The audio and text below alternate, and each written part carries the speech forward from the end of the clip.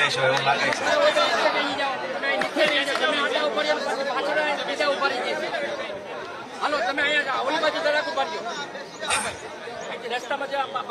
હાથ ઊંચા કરી ભારત માતાને બોલાવી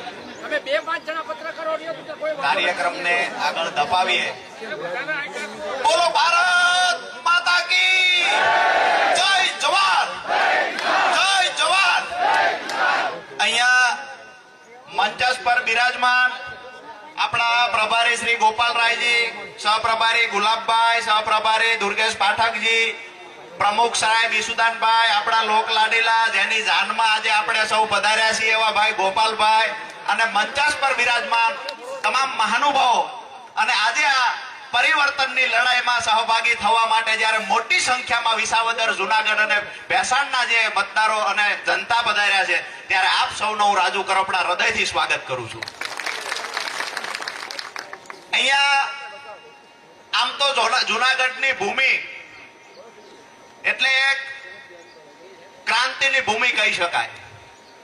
વિસાવદર વિધાનસભાના મતદારો એટલે વિસાવદર, ભેસાણ અને જુનાગઢ તાલુકાના મતદારો જેને ગુજરાતને એક પરિવર્તનની દિશા આપવાનું કોઈએ કામ કર્યું હોય તો વિસાવદર વિધાનસભાના મતદારોએ કામ કર્યું છે. અને જે લોકોને જે દુનિયાની સૌથી મોટી પાર્ટી હોવાનો ડહોળ કરે છે, અહમમાં નાચે છે, એને પણ એની ઓકાત બતાવી દેવાનું કોઈએ કામ કર્યું હોય તો વિસાવદરના મતદારોએ કામ કર્યું છે. આજે બહુ લાંબી વાત નહીં કરીએ પણ ટૂંકમાં કહેવા આવું.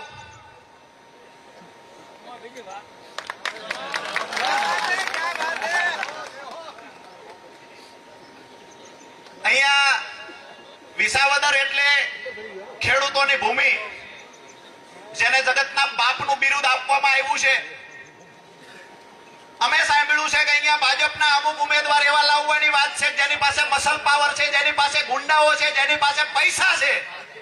અમે એ લોકોને સંદેશ આપવા માટે આવ્યા છીએ કે અમે પણ જગતના બાપ છીએ એટલે ખેડૂત છીએ, એટલે તમારો જે ઉમેદવાર આવશે ને એના બાપ અહીંયા વિસાવદરમાં રહેલા છે. એનાથી એક આગળ વાત કરું કે જ્યારે કોઈની જાનમાં આપણે વરરાજાને લઈને જતા હોઈએ એટલે વળતા આપણે જાનમાં પાછા વળીએ ત્યારે કાંઈ લઈને આવીએ ખરા? લગ્ન કરી 4 ફેરા ફેરવી અને એમના ધર્મપત્ની સાથે લઈને આવીએ એના માટે મોટી જાન જોડીને જઈએ, કોઈની દીકરીને આપણે આપણા પુત્રવધુ તરીકે જે દીકરાને પરણાવવા ગયા હોય એના માટે લાવીએ.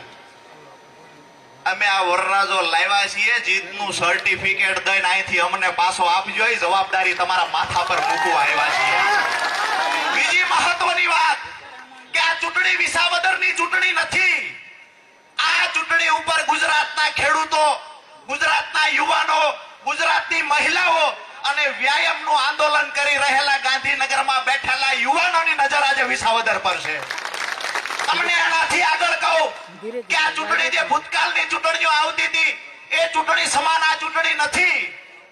અમારું નાક જેને કહી શકાય આમ આદમી પાર્ટીનું, જેના પર ગુજરાતના યુવાનોની નજર છે, જેને આદર્શ સમજીએ છીએ, આમ આદમી પાર્ટીનો મજબૂત અને જાંબાજ યુવાન જેને અમે સમજીએ છીએ, એને આજ વિસાવદરના મતદારોના ખોળે મૂકવા આવ્યા છીએ. આબરૂ જાય નહીં, જવાબદારી તમારા માથે છે. અહીંયા હમણાં મને ગઈકાલે અમે બેઠા હતા, ભાઈએ મનોજભાઈએ વાત કરી કે અહીંયા ભાજપ વાળા એક સ્લોગન લાવ્યા છે, ભાજપ લાવો વિસાવદર બચાવો. વાત સાચી છે? આમ તો બધા ખેડૂત છે, અપલખણા બળદને બહુ જાજી નીણ નખાય ખરી. માલધારી પણ બધા છે, ખેડૂત છે એટલે પશુપાલન ને વ્યવસાય સાથે જોડાયેલા છે. પાંકડાને આપણે ખોળ નાખીએ જ ખરા? નાખીએ છીએ આ કે ના? તરી વર્ષથી જેને 1 લીટર દૂધ નથી કાઢ્યું ને એને અમે ખોળ ન હોય. અહીંયા જે મજબૂત યુવાન આપણને મળ્યો છે, જે ક્યારેય કોઈનાથી ડરે નહીં, ક્યારેય કોઈના સામે ઝૂકે નહીં, અને જેને ખરીદવા માટે આજ દિવસ સુધી ભાજપ પાસે એવડી સત્તા કે પૈસા આવ્યા નથી, અને આજ પણ ગૃહમંત્રી અને પોલીસનો ડર ગુજરાતના લોકોને હોય ને જે ગૃહમંત્રીને જેનો ડર લાગે છે ને ગોપાલ ઇટાલિયા વિસાવદરનો ઉમેદવાર. અહીંયાથી એકવાર જીતાવીને મોકલો, પછી વિધાનસભાની મજા જુઓ. વિસાવદરના ખેડૂતોના પ્રશ્ન આજ પણ એમ નામ છે. આજે પણ ભેસાણ તાલુકાના ખેડૂતોના પ્રશ્ન એમ નામ છે. ક્યાંક સૌની યોજનાની લાઈનના ભ્રષ્ટાચાર થયા છે, ક્યાંક ખેડૂતો સિંચાઈના પાણીથી વંચિત છે, પાક નુકસાનના વળતરની વાત આવે તો ખેડૂતોને ચૂકવવામાં આવ્યું નથી.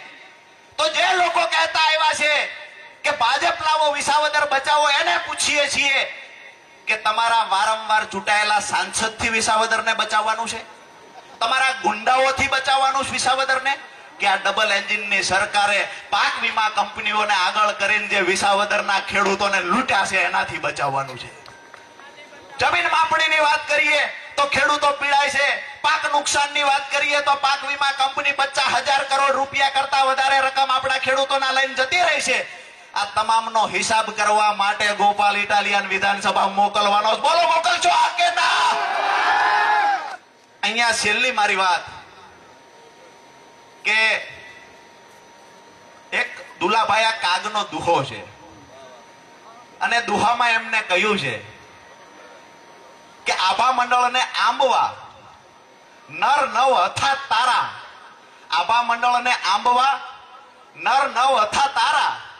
અહીંયા તો ડણકે ડાલા મથા પછી ઓલા શિયાળિયા કરે લાર્યું.